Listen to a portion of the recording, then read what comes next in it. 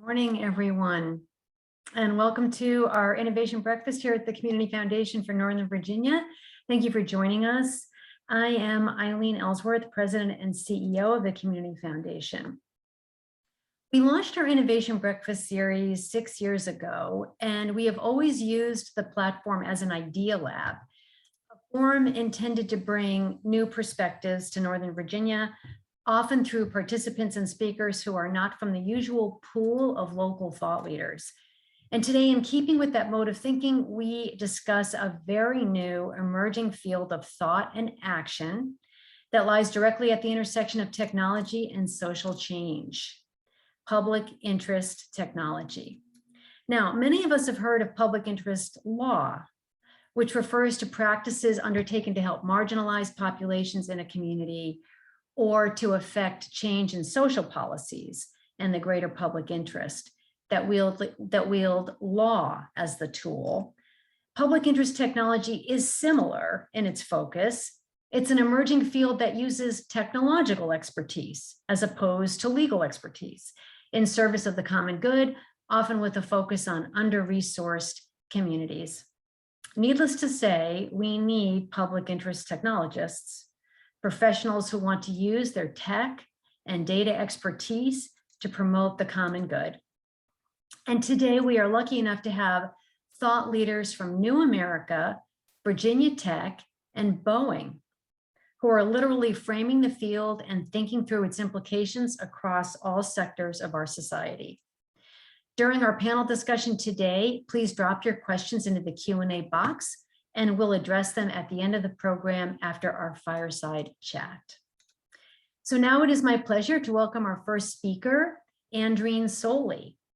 Andreen is the director of the Public Interest Technology University Network at New America, to introduce us to the field. Full bios for our 3 speakers today were emailed in advance to all of you, all of our registered guests. Please take a moment to read them. Andreen, welcome to our discussion today. Thank you. I appreciate it. Thanks for the welcome, everyone. I'm going to begin by sharing my screen.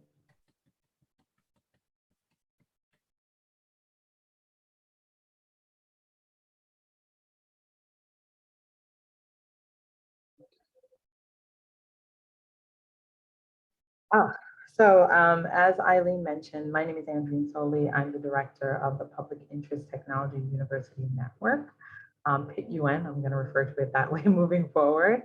And I'm also the interim co-director of the Public Interest Technology programs at New America.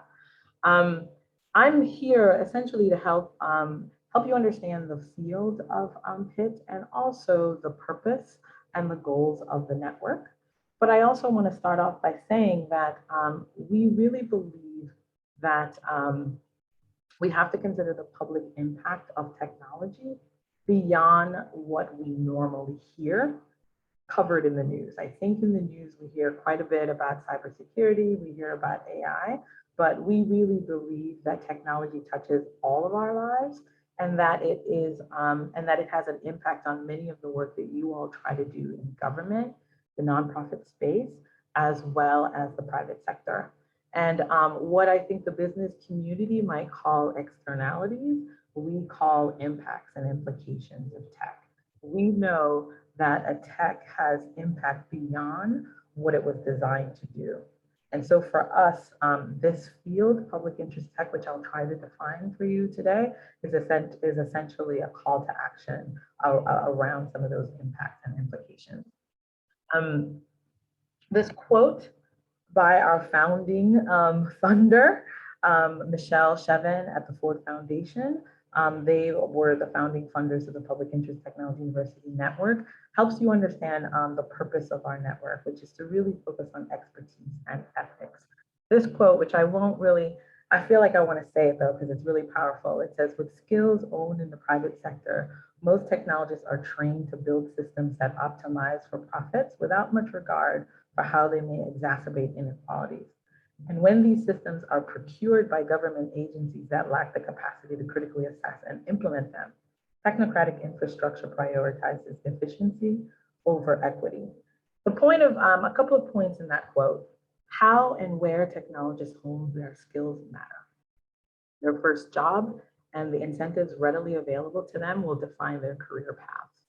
It's not a stretch of the imagination to suggest that how, where, and what you learn to optimize in your training as a technologist will determine the things you value and the products that you create. Also, many technologists, at least in the current technical infrastructure, are learning skills that help them perform well within business and industry. That has proven to be quite profitable. However, there are others who might be asking other questions about their technology skills, which is, how can I use my skill to tackle problems like homelessness, food insecurity, learning loss in education, and a plethora of problems that are traditionally, I think, housed within government and nonprofits. Is there a role for tech there? Does tech exacerbate any of those issues? Can tech make it better? How might tech enhance quality of life, and in what ways?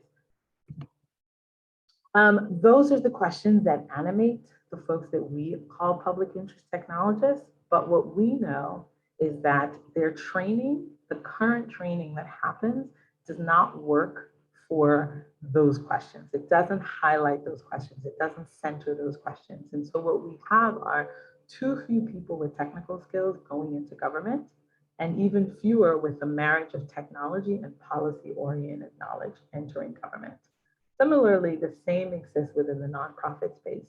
You may have a technologist there, or you may have someone who thinks about technology, but often that person is siloed and seen as IT.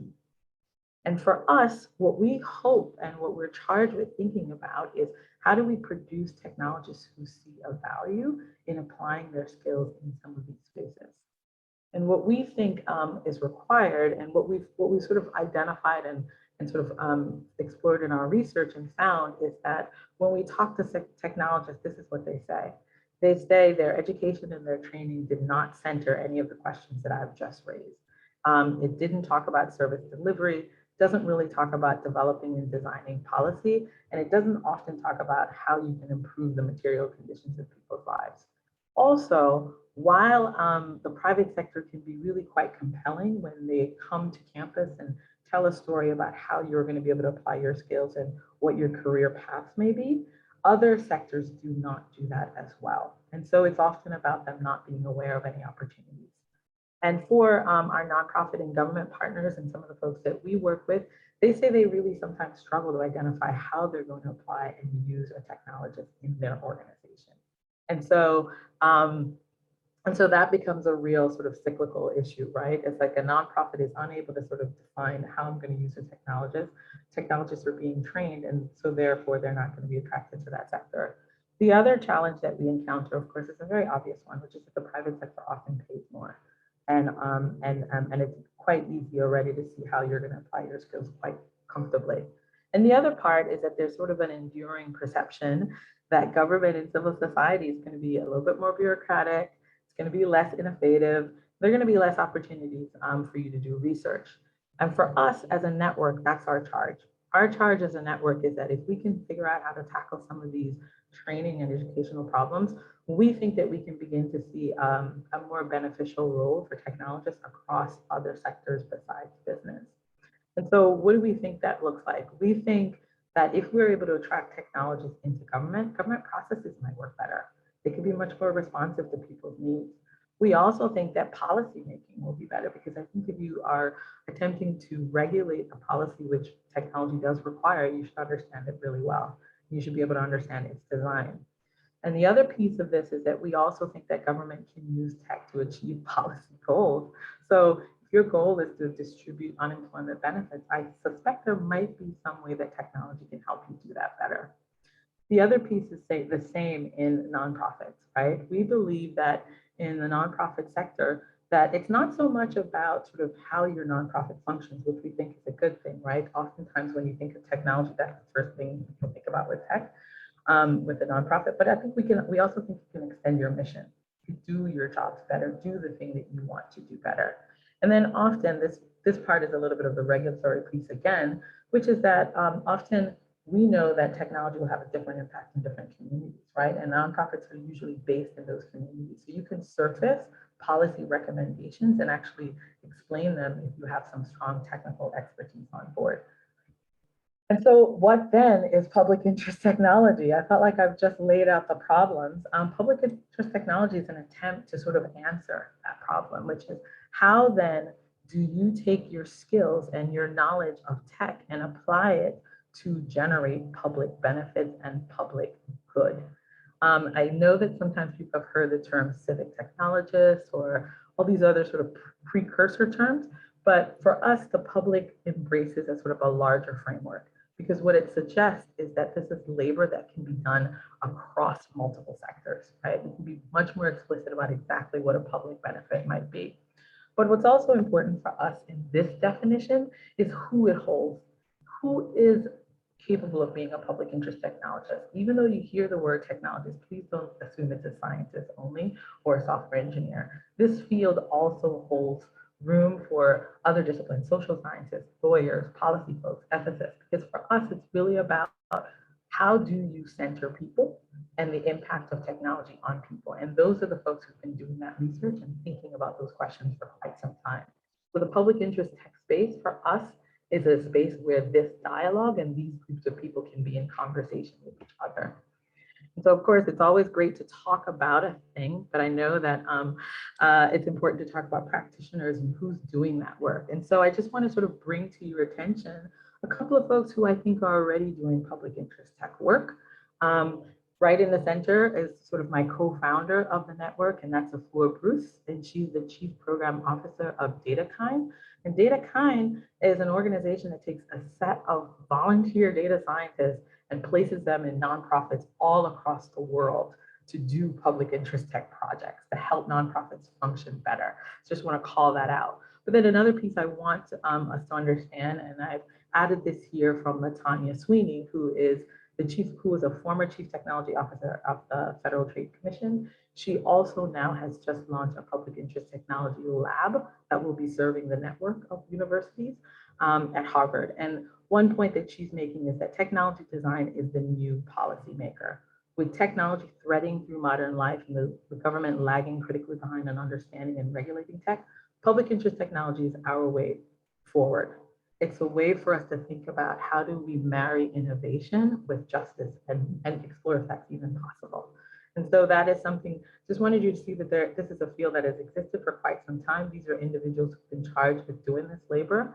And I just wanted to point them out. And so you can find them after the talk. We can share some links about some of the work that they're doing. And so now, going back into this, what is the Public Interest Technology University Network? Essentially, it's a group of universities that are working together to define this field. It's making sure that we're training technologists differently, that we're answering the challenges that I've identified at the very beginning, which is how are you honing your skills in the nonprofit space? How are you honing them in government? What are the kind of courses that you need to focus on? And so right now, I just wanted to give you an opportunity to see the range of universities that are in the mix. We have 43 members and counting. We have HBCUs, TCUs, Hispanic serving institutions, but also what's important for us is that, just a note, we are opening the network up this fall. You can find the application on the New America website, and the application runs until the end of November 30th, and we're always accepting new members in each fall. And what are these universities prepared to do? They're prepared to do the very thing that we want them to do, which is to train a different type of technologist, this group that we're calling public interest tech. They're focusing on curriculum, which is their sweet spot. That's what they do. But I think the big piece for us is making sure that they're developing experiential learning opportunities, which I think Robert and Sylvester can go in more deeply. And then to tackle the obvious question around funding and what it might mean to pursue this work, they're providing scholarships and incentives for folks to do this labor so that when they emerge from school, they have less debt. And then they're also rewarding and recognizing faculty doing this work so that faculty have a career path within this field, which is new as well. And then the other piece that I think is really vital for the network is that they're sharing. Information sharing is happening so that you're not having to reinvent the wheel as a network. And so what our hopes are is that the network will help respond to the challenges that exist for students, which is we're going to clarify the career pathways and fit for students. And then for departments, we're going to help departments begin to see how the value of combining technical training with social and policy oriented training in their current curriculum.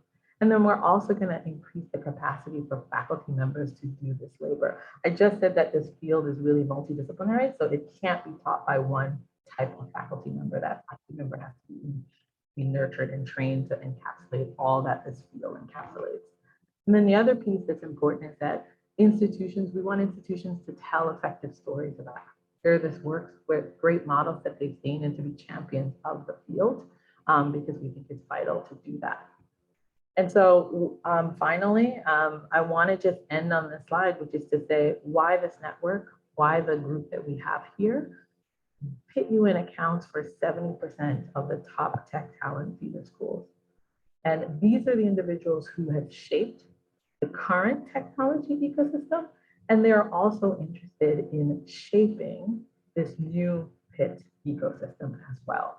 And so we're excited by the charge. We're excited to have Sylvester here from Virginia Tech as one of our members. And hopefully I kept it nice and tight and handed it over to you. Perfect. Perfect. Andreen, thank you so much. Perfect segue to our next speaker, Sylvester Johnson. Sylvester is the executive director of the Tech for Humanity initiative, Virginia Tech, and he is also the assistant vice provost for humanities at Virginia Tech, and to Andreen's point, one of their university partners. So Sylvester, we are excited to hear your take on public interest technology and your view of it from the point of view of academia. Welcome. Thanks very much. Really appreciate that welcome. Excited to be on the panel. And I want to share three things that are happening at Virginia Tech, just to summarize ways that we are working to promote the Public Interest Technology University Network. We're delighted to be a member of that network.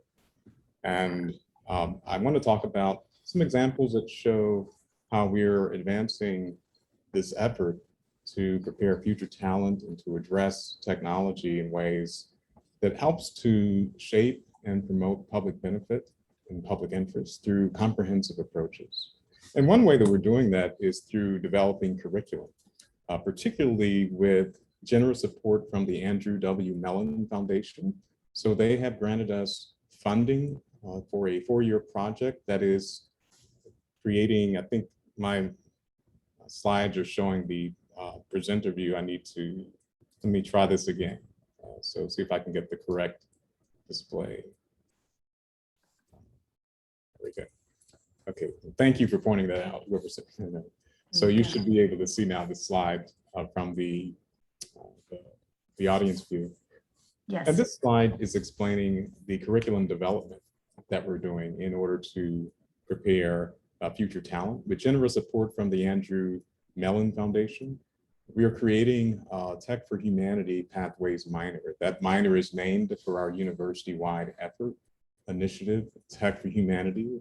That university-wide effort is focused on humanistic, human-centered approaches to technology and innovation to ensure that the human-centered outcomes are achieved. This curriculum development is creating a university-wide undergraduate minor that is structured in order to allow any student at the university to be able to pursue a concentrated study at the intersection of humanities and technology. And that's done by creating a minor that allows for every credit in that minor to count toward the general education requirements that every student is already required to take. General ed means that students have to take courses across different areas that are outside of their major. And every student who gets a diploma from the university already has to do this. Because every credit in this Pathways minor, this Tech for Humanity undergrad minor, will count toward general ed, it means that it doesn't add a single credit hour or a single dollar to the time or cost of completion of a student's undergraduate degree. So there's no such thing as a student who's your typical busy curriculum overloaded major who just can't fit in the course that is focusing on the intersection of humanities and technology, even though they might really want to. This makes it possible to do so. And we're emphasizing 5 different areas in this undergraduate minor. One is the theme of democracy in relationship to technology. The other is AI ethics. The curriculum is also emphasizing the big challenges that come with the future of humanity. So thinking forward about emerging technologies and new levels of pitfalls that come with what are existing trends and growing inequality. The curriculum also focuses on histories and cultures of technology. And we're also looking at ways that human enhancement is posing very particular ethical challenges for understanding ethical and equitable frameworks. And human enhancement is particularly challenging because this involves things such as combining people with machine systems, such as smart prosthetic devices in order to restore capacity, or looking at ways that humans and machines might be combined in decision processes. If you use a GPS, that's a very somewhat simple example of that human-machine hybrid, but they're far more challenging and complex examples.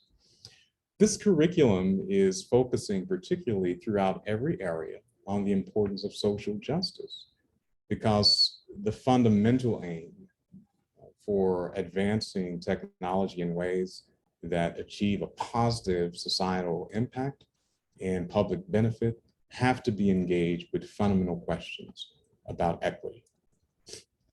Another area that we are pursuing in the work at Virginia Tech is focused around research. So our Tech for Humanity lab is focused on the intersection of technologies and human security. Technologies that are really important for this lab's research particularly involve digital technologies, but it's also encompassing ways that technology is used in agriculture, food tech. We are looking particularly at challenges around election security and the ways that political climate is shaped by uses of digital systems. Surveillance systems, the ability or capacity of digital devices such as smartphones to collect information, to generate very specific location data, for example. So if you have a smartphone with you right now, your smartphone is announcing your location with a very high level of precision to cell phone towers and to data brokers who collect that information. So our human security approach is focused on the importance of the kinds of conditions that need to be in place for people to thrive holistically, to have humane treatment, access to things that are important, to be able to achieve the ways for their use of technology to work in concert with robust support for civil liberties and human rights. And so that research is happening at a lab that involves faculty throughout the university. It's particularly led by Professor Aaron Brantley, who is a faculty member in the College of the Arts and Human Sciences. His research and training is in political science and in digital technology systems, with quite a bit of experience in military applications. Professor Aaron Brantley is leading a team of faculty and graduate and undergraduate students. So not only our faculty, but our students have the ability in working in the Tech for Humanity lab in order to develop projects that are engaged with real world challenges, work on both the technical physical side of digital technologies, but also the policy side, the human rights dimension, and civil liberties challenges. And the lab is producing blogs, research papers, is developing ways in order to have a direct impact on the kinds of policy formulations that are developed. Is also able to gauge and understand ways that physical technological devices are actually shaping the everyday lives of people. In addition, we also have a very important program for our undergraduates at Virginia Tech, the Calhoun Discovery Program. And this program, it's named for David Calhoun, who was a very generous donor who funded and started this program with a very significant gift just a few years ago. The program provides funding for students to be able to attend the university and throughout their 4 years of undergraduate study to work in team-based projects taught by faculty who work together in teams as well. The program is focused on socio-technical systems learning. That means that students across 9 different majors are able to understand and develop expertise, both in technical systems, technical learning. This is everything from AI and machine learning applications to autonomous machine and robotics technology, but also societal impact, societal innovation, and societal challenges. And so our students throughout their 4 years in this program are also engaged through their research, their projects, and their classes with things such as ethical challenges and frameworks, understanding systems of inequality in concert with deep questions and learning about the human condition. What does it mean to have technological systems that are actually fair?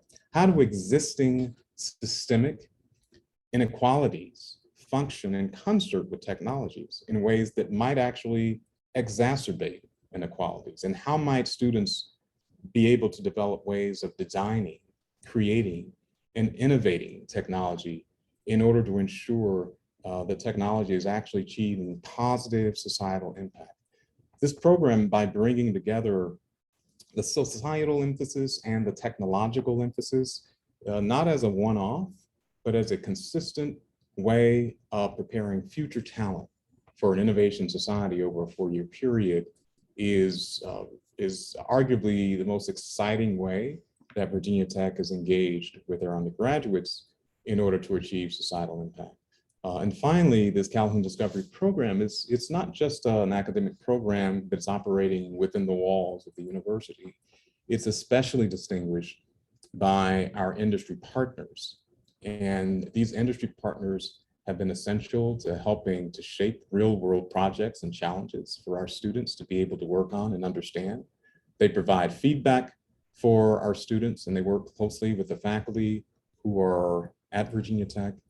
And the Boeing Corporation has actually provided one of their highly talented engineers, Robert Smith, to actually be part of the Virginia Tech faculty while he is working to lead the student projects, the faculty talent, and the industry partnerships. And Robert Smith has been kind enough to also join this panel, and so he'll be able to give some comments about the work that he's doing in a few moments. In all of these ways, by creating the curriculum development, by ensuring that the research that happens at Virginia Tech is engaged in a very deliberate way with the connections between technology systems and human security through a concern particularly for civil liberties and human rights, and by engaging with partners who exist outside of the university in private industry who are able to work collaboratively with the university as we're trying to prepare future talent at that intersection of societal benefit and understanding and technical knowledge and technical systems. Virginia Tech is really working in order to be able to be a responsible partner in a larger enterprise for public interest technology. Thanks very much. Sylvester, thank you so much. That was wonderful. Interesting. So interesting to hear how Virginia Tech is working to prepare future talent for this societal impact and figuring it out from all these different angles. That was terrific. Thank you. And finally, I am pleased to welcome Robert Smith, someone who Sylvester has already introduced to you. He is a Boeing Senior Technical Fellow and a Next Flex Consortium Fellow. Share with us how Boeing is utilizing public interest technology in its business model and at VTech. Robert, welcome. Hello. Hello. Do you have me there? Yes, we've got your slides. We can see you. All right. We just show the one while I talk to this. All right. Welcome, everyone. I'm glad to be here. I'm going to get down a little nuts and bolts of what is the Calhoun Discovery Program so that you'll get a sense of what it is we're doing with the students. If anyone is unaware of who David Calhoun is at the moment, he is now the CEO of Boeing. And so, Boeing has been in on this program, and we're highly interested in what we can get, the outcomes of this program. Because from our perspective, there's a lot of complex problems out there. And if you've ever heard David talk about some of this stuff, you'll hear him talk about it in terms of how those challenges exist, and you need diversity of thought to be able to address them, and you have to be able to get the perspectives of what's going on. Because the thing that we end up forgetting a lot of times when we get involved in there's a problem, how am I going to solve that, is we forget that people are at the beginning and the end of that problem. And so this model is what we're teaching to the students. And this model is focusing on trying to exercise their discovery muscle. And the approach that we're bringing is that we're trying to get the students to really think about what is the stakeholder need? What is the desired need of the stakeholder, whether that's an individual, a group, an academic institution, some government agency, whatever it might be. And if you can understand that, then can you think about an approach that could be feasible to address that, that could use an enabling technology. So this is how this connects into the PIT.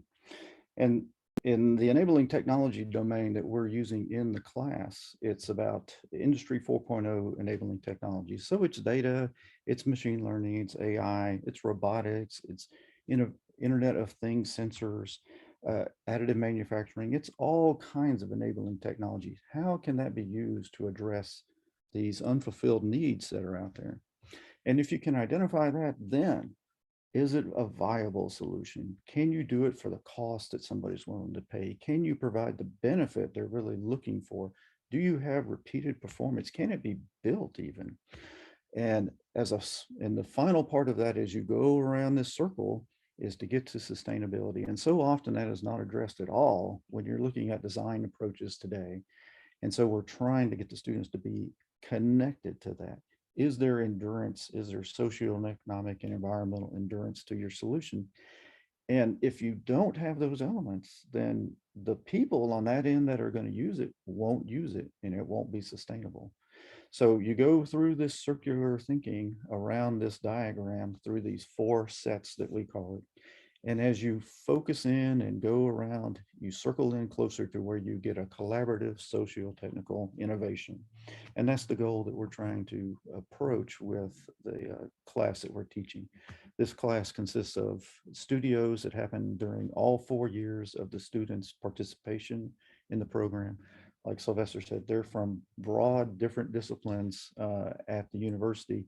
And we also are offering a class to the broader university that isn't engaged specifically in the program, so that we can connect to all students that are interested in participating in this and trying to help develop things.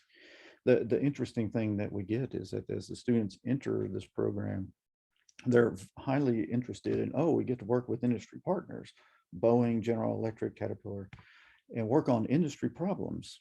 But when they get in there, then they start to understand we have nonprofit partners also. And some of those challenges are really interesting too. And the students really then begin to engage with, oh, I didn't really understand this was what the problem was. And now I see how the societal impact of this solution approach has much broader applicability than just this technology. It's not about a technology solution. It's about using enabling technology to benefit people in a number of different ways that those stakeholders are looking for that benefit. So that's where we're really trying to drive the students, exercise this discovery muscle, discover how this socio-technical innovation can be useful. And the collaborative part really connects back to, you need the diversity of thought on your team. This is not a team of engineers. This is a team of a couple engineers, data analysts, liberal arts majors, policy students. It's got to be a mixture so you have the balance.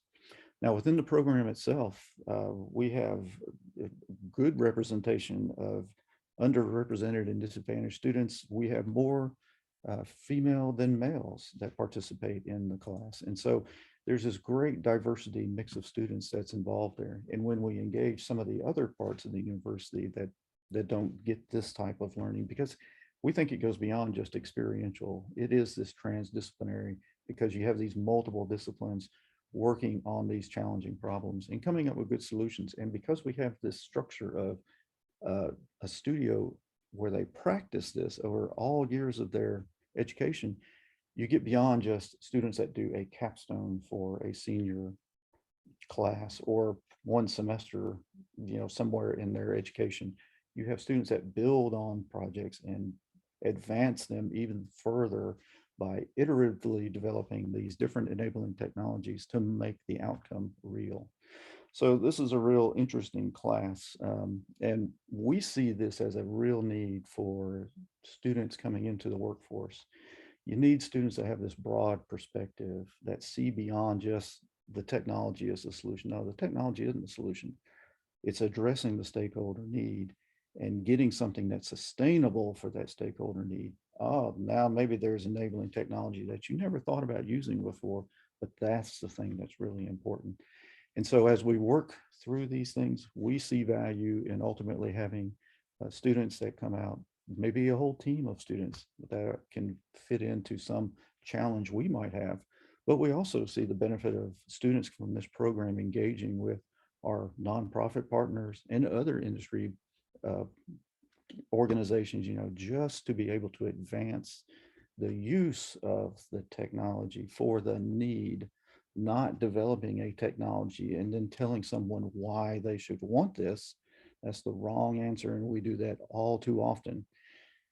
Figure out what is really wanted and then develop something that serves that societal need and is sustainable and is adopted by people. So that is our primary goal. And we're executing some of this stuff inside our enterprise now. And we're engaged with external partners using this framework to try to develop some outcomes for what their needs are. And maybe we'll talk about some of that in a minute. All right, Robert, thank you. Thank you so much for sharing those thoughts. And it really is very interesting to me that Boeing is as interested and committed to this topic. That's wonderful. So let me just start everybody off with one question here, and I'll just throw it out to the panel, and then we'll take a few of the audience questions and just flesh out the topic a little bit more. But I was wondering if all of you had given a little thought to what was the most exciting example that you have seen of public interest technology actually making a difference in a community. So Andreen, why don't we start with you? I think when I was a lot of we recently had a project where we were thinking about food insecurity in New York. I'm sorry. And, could you just say that one more time? Oh, sure. Sorry. Yeah, one of the projects that we were keen to explore was sort of thinking about how we could work with food shelters in Food New York shelters, City. yeah. Food shelters in New York. And this is something that you think to yourself, well, like, what's the potential technological solution there? But for the shelter, it was really a question of sort of when are we busiest? What are the kinds of things people need? What are the kinds of ways that we need to surface how to deliver this to folks during COVID, when people were not able to sort of come in the way that they normally access the shelter. So by pulling in a team of technologists or data scientists, they were able to do some real interesting and important data analysis to be able to identify what are the best ways for them to maximize how the population that they were serving were able to access their services. So that's something like a simple way that extends their mission, right? It's not necessarily something that people perceive as fairly complex, but if you're scaling that to serve the kinds of population that they were serving during COVID, that is not something that a small staff could do. And so that was actually something that deployed fairly sophisticated AI tools to be able to deliver on a real concrete need, which is a very basic one, food, right? And so that was exciting for me to see and be able to sort of talk to students about, because they engaged some students on that project. Another part for me is, and this is just a really specific project, is we were able to engage a group of students who were non-technical to think about cybersecurity threats for really vulnerable organizations.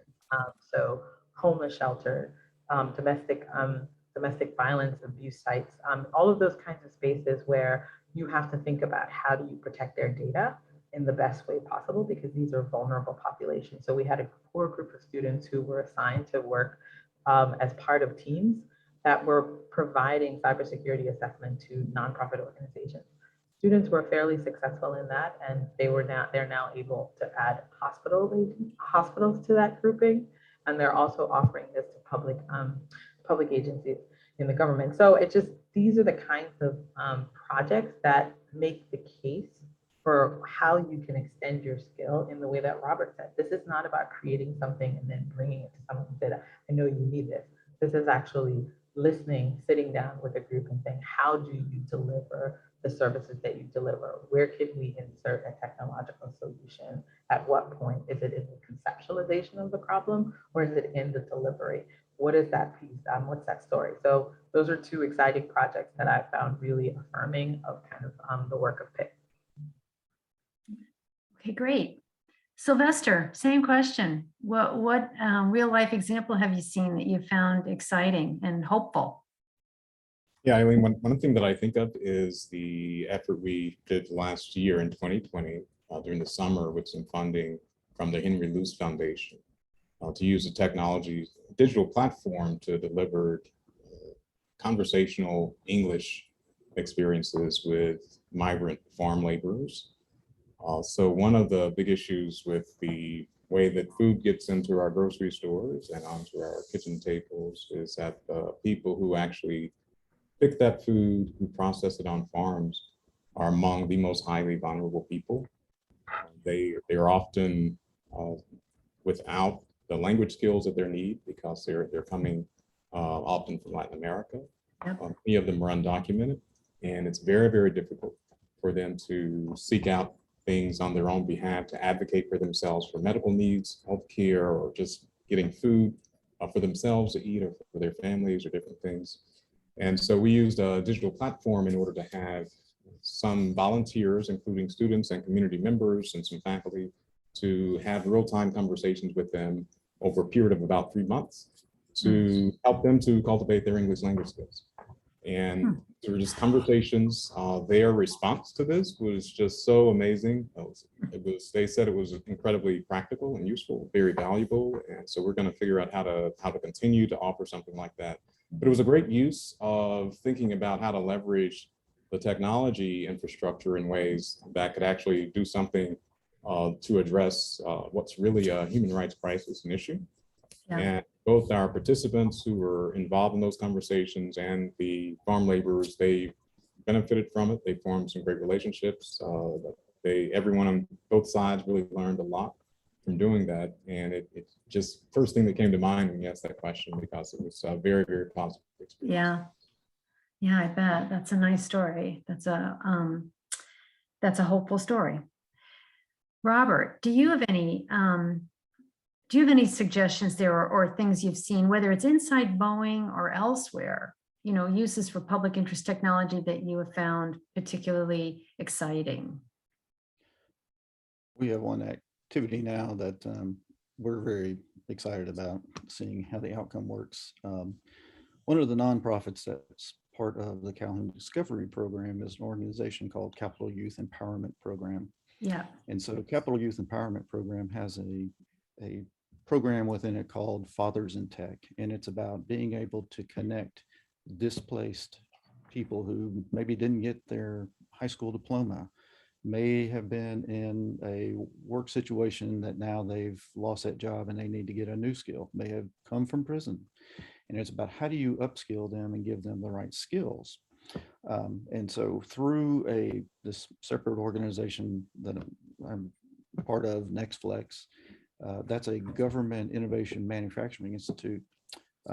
We helped NextFlex and Capital Youth Empowerment Program get a government contract through Health and Human Services to deploy workforce development that would address Fathers in Tech for both additive manufacturing and some data analytics applications.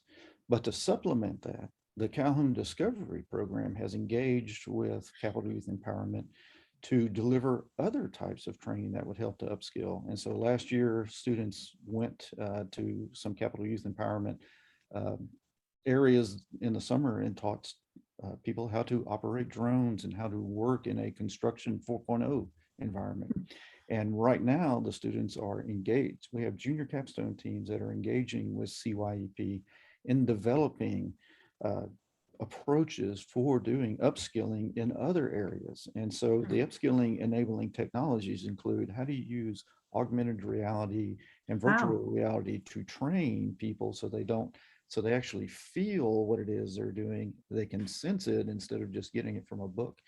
And along with that, you get some IoT capability to monitor, how people are picking up and learning that outcome. In addition to that, there's a point of need learning platform team that's really about what is that need, what's the learning that encapsulates that need so you can get the people upskilled to what they actually need to go perform a job and get that job. And connecting to that point of need learning platform are these other tools something useful that would be available to develop and provide that learning? So as this all works itself out over multiple years here, it's something we're very excited about. We're excited that the Fathers in Tech program is engaged with this. And so we're really looking forward to seeing what comes out of this activity with workforce development with Capital Youth Empowerment. Yeah. I'm going to read a couple of questions now from the audience because they're actually questions in my mind too. And the first comes from Melanie Hamburger, and her question is, would love to hear the panel's thoughts on what kinds of public interest technology career opportunities exist for non-tech grads with a social science focus, which also adds value to this user-focused movement. And, Robert, you talked about how this is a transdisciplinary focus. A lot of innovation comes from not hanging around with the same old people that know what have the same skills you have, right? A lot of innovation comes when someone new steps into the room who has a completely different view of things and says, wait a minute, what about this? So I know that that's true. We all know that that's true, but I think Melanie's question is more practical than that. Like, what kinds of career opportunities are there in this field? Yeah, that's always a tricky thing. We believe there's lots of career opportunities, and we're working on that inside the enterprise to not be pigeonholed by disciplines, but to recognize what the students are doing to be able to bring that into the enterprise. And so as Sylvester described, the Calhoun program has students from broad backgrounds. And part of the program is we teach these things called modules that then allow the students to get some learning that comes from the different disciplines that they wouldn't normally get, so that they can talk to the other students on their teams and at least understand some of the concepts. And so for students that are from the liberal arts area or non-tech, there's a great opportunity for them to be able to engage in this domain of public interest technology and be able to recognize what might be enabling technologies that address certain needs. And I think that can come from anywhere. Well, let me just see Andreen here. So Andreen, you have a career in public interest technology. Yeah, I have a career in public interest technology. That's your life, right? That's your life. Yeah, but it's probably nothing you actually studied, in school, I bet. Yeah, I was a psychology major, and there you go. And so I think the key part of this is the user-centered design part, which is, I think, in terms of the team aspect in doing this labor. And I think about this when I think about working in the nonprofit space. And oftentimes when you're in a nonprofit space, you're forced to wear sort of multiple hats, right? You didn't study how to develop a database, but suddenly you're doing that. And so really this piece here is this question of kind of, how do you figure out how to center the population that you're serving?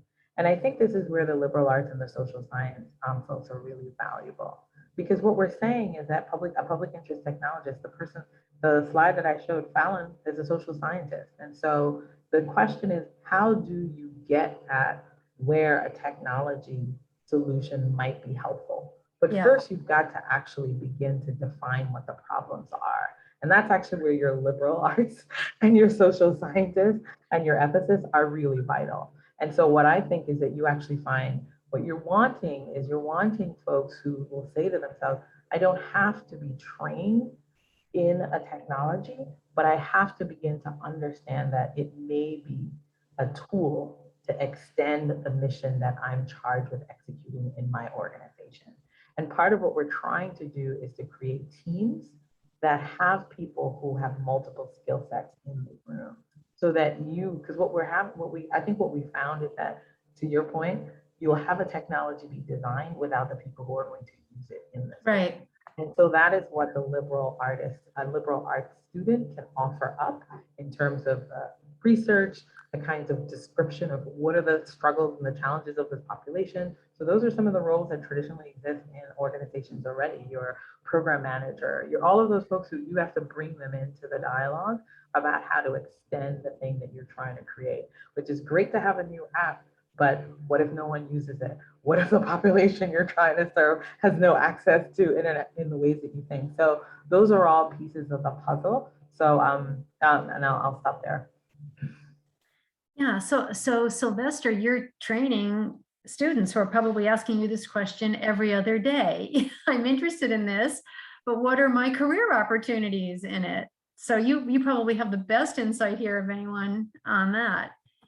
Well, I don't know if best, but there definitely are many. Some of those career opportunities have yet to emerge, as is the case with some tech opportunities, but a lot of them are already there. And I like to point out that as a society, we have a very good track record with solving technical problems. We can put a drone on Mars and operate it. But the hardest, and those are hard problems to solve. If you don't believe it, try taking apart your smartphone and figuring out just how it works. But the hardest problems that we have to fix are actually at the human frontier. And so particularly trying to understand what the regulatory frameworks need to be. What does privacy look like? What about the implementation of technology? So what standards should exist around the use of facial recognition algorithms in law enforcement, for example? Yeah. The answers to those questions are not technical answers. They're societal. They have to do with understanding structures and systems of inequality. And those are the hardest problems that we have to figure out. Whether we're going to continue to have a democracy or not. And if so, what do we have to have in place for systems of ensuring human security? Those are certainly not in tension or opposition with technical talent. It's just that in addition to technical skills and talent, we also need the humanistic, human-centered expertise, because those are the hardest problems we have to face. And again, the track record is much better. If you were going to make a list of technical challenges that we've solved, it would be very long. If you were to try to do that with the problems at the human frontier, I'm not sure you could even create a list. It might be one or two. Wow. This is where the hard stuff is. Yeah. All right. Randy Rosso asks about better enabling of mobile first online applications for public benefit, because not everybody has a computer, not everybody has the ability to travel where they might need to travel to interface with an agency, but most people have a smartphone. So the idea that, where does all this take us in terms of eliminating the requirement for in-person benefit eligibility recertifications? Like, what's happening to the in-person requirement as opposed to the mobile phone app requirement? What implications does that have on public interest technology?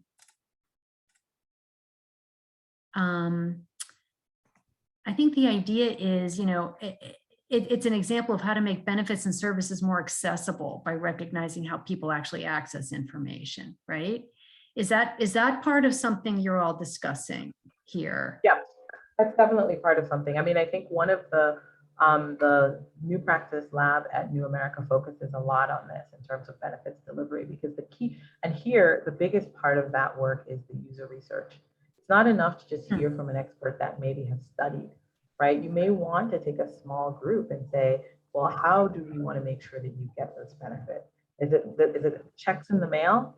That may not be the best way for you to deliver a benefit. And this question around sort of, do people have access to internet so that they can get online, and will the website function? All of those questions are part of the public interest technology questions that the New Practice Lab really unpacks. so that they can offer up recommendations to folks who are trying to advance policy.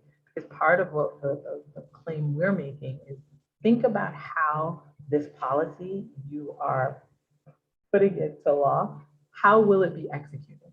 Will the website be ready?